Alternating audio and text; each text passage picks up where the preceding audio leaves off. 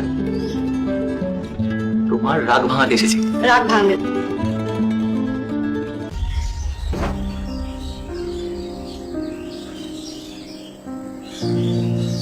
কি রে, কি হলো? দেখো হয়তো স্যারের কাছে প্যামানি খেয়েছে। তো মাঝে মধ্যে ভিটামিন ক্যাপসুল করা ভালো। অন্য কোনো স্যার দেখো, আমি আর অভয় স্যারের কাছে পড়বো না। কেন, কি হলো? এই তো এত সুনাম করছিলি, সুখ্যাতি করছিলি, তোকে আলাদাভাবে নোট বানিয়ে এক্সট্রা ক্লাস নেয়, তো হঠাৎ করে কি হলো? ওই যে বললাম না স্যারের কাছে প্যামানি খেয়েছে।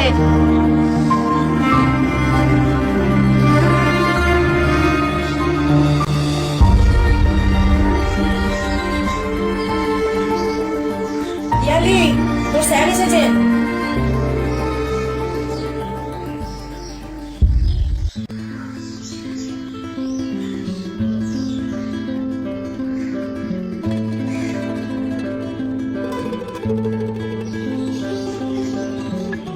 এই কি ব্যাপার, মুখটা এরকম ভাতের আড়ি পেছনের মতো কালো হয়ে আছে কেন? যার মুখটা চাঁদের মতো ফর্সা তার কাছেই জানি। কি হয়েছে বলো তো তোমার? আজকে সারা টিউশনে দেখলে মুখটা ভার করে বসেছিলে। এখন আমি তোমার বাড়িতে এসেছি, কোথায় আমাকে একটু আদর যত্ন করবে তা নয়, উল্টে আমাকে রাগ দেখাচ্ছ। আপনি যে কাজের জন্য এসেছেন সেই কাজটা সেরে ফেলে চলে যান। তোমার রাগ ভাঙাতে এসেছি। রাগ ভাঙবে।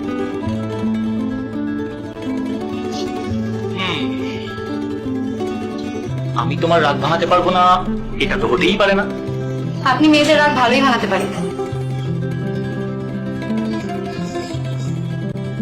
পিয়ালি, খাতার পেনটা এক্ষুনি আসো আর এই নোটগুলো এক্ষুনি ঢুকে দাও।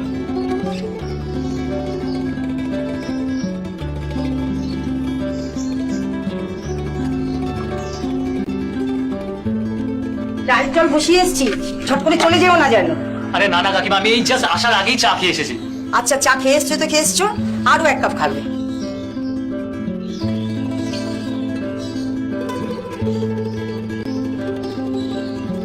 আচ্ছা কাকিমা, আমি না চায় খুব কম চিনি খাই। হ্যাঁ, তুমি যেন কি একটা কথা বলছিলে? আর নাকি অনেক অভিজ্ঞতা আছে মেয়েদের রাগ ভাঙানোর, তা কিরকম শুনি? আমারও তো ব্যাখ্যা করার ইচ্ছা নেই। ব্যাখ্যা তো তোমাকে করতেই হবে। একবার যখন কারোর নামে বদনাম তুমি করেছো, তোমার দায়িত্ব তোমার। বদনাম না তো, সুনাম করলাম। রাগ ভাঙানোর অভিজ্ঞতা সেই সব ছেলেদের থাকে যাদের গার্লফ্রেন্ড থাকে, আর গার্লফ্রেন্ড থাকাটা তো তাদের ক্রেডিট। আমার গার্লফ্রেন্ড? কি বললে শুনি? সুকর্ণ বলো না, আপনার মাল আছে। ও এই কথা। পিয়ালি, তুমি না এখানের পর থেকে নোটগুলো ঢুকতে শুরু করো। লাভ দিয়ে আমি ঢুকতে পারবো। আচ্ছা, আগে তুমি ঢুকে নাও, তারপর আমি সব তোমায় বুঝিয়ে দেবো, ঠিক আছে? থ্যাংক ইউ কাকিমা। আজ তোমার হাতে করে পিটুনি খেয়েছে, মুখ ভার করে বাড়িতে ফিরলো। না না, ও সত্যিই খুব ভালো ছাত্রী। জানি না বাবা, ও কেমন ভালো ছাত্রী সেটা তুমি বুঝবে। এনেন স্যার, ওর জন্য দিলাম। এই ছড়িটা তোর জন্য তোলা থাকবে। তোকে কদিন পর ভর্তি করে দেবো স্যারের কাছে, তখন তুই পিটুনি খাবি।